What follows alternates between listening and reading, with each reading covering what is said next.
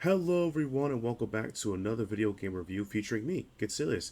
And this time around I'll be talking about Bleak Sword DX. I have been playing this game several lot on my stream. I've beaten the whole game live. You can check out my stream archive there. Or you can check out some of the gameplay videos I posted here on the YouTube page. If you haven't already, subscribe if you haven't, so you can know next time the content will go live. So, more about Bleak Sword DX. Bleak Sword DX was developed by a more 8-bit game and published by Devolver Digital. And this game is kind of I would say like a Souls, an action Souls-like game, but in a more minimalistic way, so it makes it kind of cool. But let's talk into the first thing about this: graphics and aesthetics. Graphically and aesthetically, this game is very pleasing. It is 8-bit graphics. It uses very simplistic coloring and design. Most colors of the enemies are like red, white, and black. That's about it. It's strong. The story is really good. It's straight there to the point. I really like how it looks and plays. So that's it right there, right?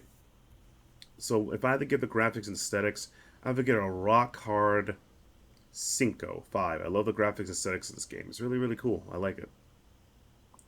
So the next thing we'll be talking about is the audio and sound effects. The music has a sound. The attacks of the game sound, like they were. It's just like chunky. The enemies have growls as indicators before they attack. The OST is actually pretty good at this game for a game with minimalistic graphics, so I definitely get out there. But overall, I'll probably have to give the graphics and audio like a 4. Actually, not even a 4. I guess I'll give it a 3 because it does its job. It does it well, and it's good for the aesthetic and everything, but nothing kind of feels memorably or pop out to me. So I just gotta give it 3. Just kind of just a surface level job right there. Not the worst, not the greatest, but it's definitely good chicho on there. So and now we're gonna talk about the meat and potatoes of this game. Let's talk about the gameplay. Okay, gameplay for this game. Much like any Souls, like this game is really really hard. What this game does is that, which is different from other games, is that if you win consecutively, you get to keep your exp and items. So basically, if you win a certain amount of levels in a row, you get enough exp where you level up in some type of items. But if you die in a level, you have one chance to beat that level and gain your exp back. Now, towards the end of the game, it doesn't matter. If you're not like level, I want to say like above like 16, 17, and 20, that's about it. When you level up, you can choose between 3 stats to level up: your attack, your HP, and your defense, how much damage you take. That's about it. And that's pretty much that in a nutshell. Now, one of the things that makes the gameplay unique is they have various enemy types with various patterns and things you can do. You can parry attacks, you can dodge, and what I like about this game is that dodge doesn't eat up stamina.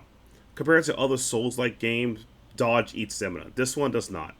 What eats up stamina is attacking. Even if you whiff an attack, it eats stamina. So you better be very precise with your attacks if you know what you're doing. Now, the one thing that I noticed in the game is that you start off with a little sword, and then halfway through the game, you get a big sword.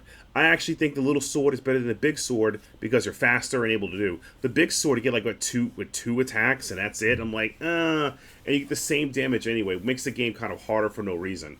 One of the things I think makes the game harder for no reason is a lot of the photosensory in the game. This game will, like, I actually had a stream I had to stop playing because it actually blinded me. There's a level called Bleak, a world called Bleak World, where essentially it's just nothing but like lasers burning your eyeballs out. It's just painful. I mean, they put a warning there, but I kind of wish you could turn it off because I beat that level one shot. It wasn't even that hard. It was just blinding. That's complete crap. It's like, this is let me just make a level that just burns your eyeballs. Cool job, guys. I'm gonna go blind in like 2 hours. It wasn't like it was difficult or anything. But anyway, I hate Bleak World. Just because it's not even hard, it's just blinding. So there's several levels like that happen in the game. In options, you can turn up the thunder effect, but the other effects, not so much. With the various type of enemies, you have to learn how to use parry, dodge, counterattack, and much like Souls games, the more there's always a sweet spot for every enemy you want to be at: close, far, dodge, counter, etc., which is really really good. There's a lot of diversity in levels and monsters you fight, which is really good. Though the final level of the game, the Despair Castle, just kind of feels like a boss rush, which is okay because this game has, when you beat the game, a boss rush mode, so it's kind of cool. So it's a lot of things going for the game. It's difficult. It's there. It's intriguing. It's a Soul games. Get ready to die. Now, is the game balanced in a way? Yeah, it's kind of balanced. There's some parts where I got frustrated by saying, "Stamina bar, just fill up. Please, just freaking fill up because it's the stamina bar." Get wrecked. That doesn't happen as much. The stamina bar refills when you're mostly standing still, so you have to kind of like know where you're at and everything. But it does feel good when you beat the levels and when you win. But man, I would recommend taking breaks if you're sensitive photosensory in the coloring scheme of the game, like every hour or 30 minutes. This game it definitely hurts at the green. You can't turn it down, which definitely hurts a lot for me. Which definitely feels like this was a like, oh, can you like hurt me more, baddie? Hurt me, please. Like it felt like that. Another cool aspect of the game is like the diversity of enemies, as mentioned before. You have enemies that do only unblockables, you have dodge, you have enemies that do projectiles. You have bosses that has like phases you have to beat, which is really cool. And the game kind of teaches you the way to progress to beat it all, so it doesn't really feel like as difficult as other Souls-like games I played, where it's just like straight up just defeats you, or in some Souls-like game, you just have to break the game to beat it. Like Elden Ring, you can just beat the game by summons. There's really no reason to do anything else. Just summon, okay? There's no way to get around that. I mean, yes, you could not use summons, but come on. It's there. So that's pretty much it. The only thing I kind of wish, though, is, like, if you, in the campaign story mode, you could just keep using small swords instead of big sword, because small sword was poggers, because I was able to slash pretty quickly. And that's about it. The stage and dioramas, because the game runs on like this diorama kind of like things, look really cool, which messes with the field of vision. I think it's a really cool aesthetic, and I kind of like more games to be like that. I think it's really cool. But overall, if I had to rate the gameplay, I'll give it a 4. It's good at what it does. It may not be for everybody, but if you once you get into it, it's really solid. A lot of the problems of the game just comes from a lot of the weird level design choices.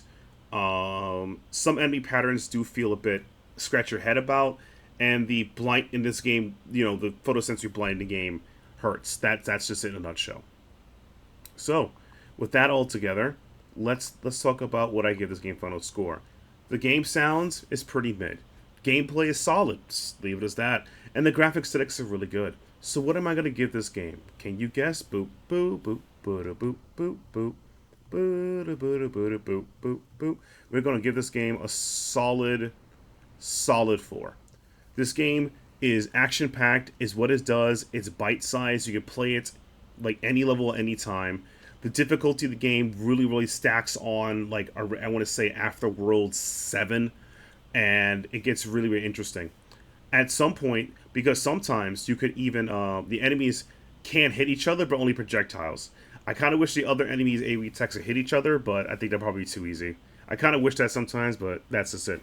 But overall, though, I think it's a solid kind of Souls-like game that you could recommend to people who don't like Souls-like games. And that's just something I could say a lot, because I don't really like Souls-like games. The only Souls-like game I really, truly enjoyed was Sekiro, because I like parry. And this game has a parry, too, which is lit! I love parry in this game. It's so good. But that's just pretty much it, though.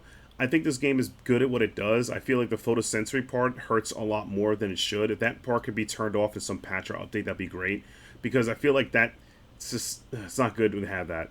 But other than that, though, this is a really good bite-sized action Souls-like game that I'd really recommend you guys trying out.